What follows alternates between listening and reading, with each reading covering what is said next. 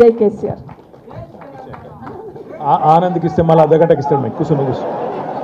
ఆనంద్కి ఇస్తే మళ్ళీ నువ్వు కూర్చో. అర్ధగంటకి ఇచ్చినట్టు నువ్వు కూర్చో. థ్యాంక్ యూ తమ్మి, థ్యాంక్ యూ. జై తెలంగాణ. కేసీఆర్ గారి నాయకత్వం, కేసీఆర్ గారి నాయకత్వం. Thank you. పేరు పేరున మీ అందరికీ ముందుగా ఆలస్యంగా వచ్చినందుకు మన్నించాలని కోరుతూ, ఇంకా ఒక 2 కార్యక్రమాలు ఉండడం వల్ల కొంత ఆలస్యమైంది. ఇంకోటి నేను మనసులో ఏమనుకున్నా అంటే, మీరు పొద్దున 4కి లేచి 6కి వెళ్ళినరు, కానీ పక్కన సిరిపూరోళ్ళు వచ్చారు. పాపం వాళ్ళు పొద్దున 1 గంటకు లేచి బయలుదేరినని ఇప్పుడే మా ప్రవీణ్ అన్న చెప్తా ఉన్నాడు. కాబట్టి దయచేసి మీరు కొద్దిగా ఆలస్యంగా వచ్చినందుకు మన్నించాలని కోరుతూ, వాళ్ళు కూడా పాపం చాలా దూరం పోవాలి కాబట్టి వాళ్ళని కూడా తొందరలో కలుసుకునేది ఉంది.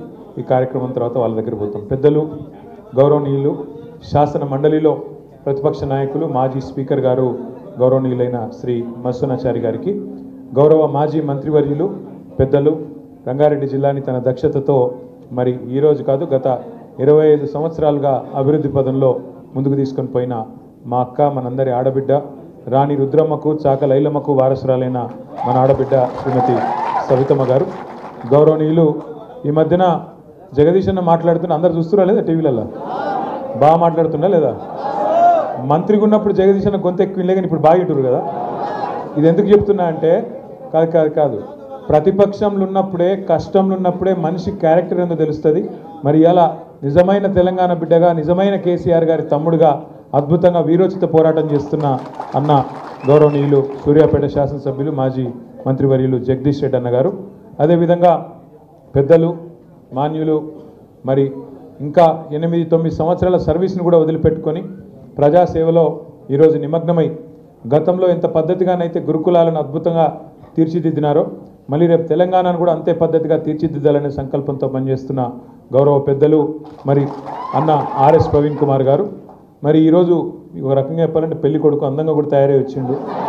గౌరవనీయులు వికారాబాద్ జిల్లా పార్టీ అధ్యక్షులు సోదరులు డాక్టర్, పెళ్లి కొడుకు అంటే మళ్ళీ బావ ఇక్కడనే ఉన్నాడు, అన్న ఉత్తగానే అన్న ఇంట్లో చెల్లెలకు సబిత గారికి వేరే చెప్పేది ఆయన.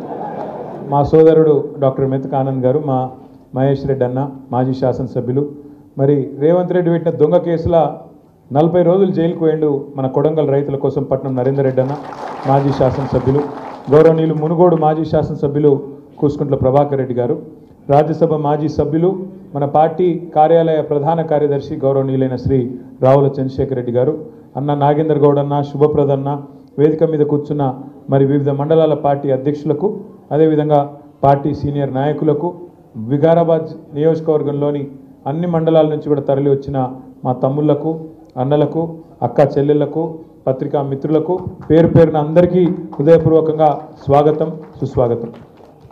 తమ్ముడు అనిల్ మాట్లాడుతూ, అనిలే కదా, అనిల్ మాట్లాడుతూ ఒక మాట చెప్పిండు.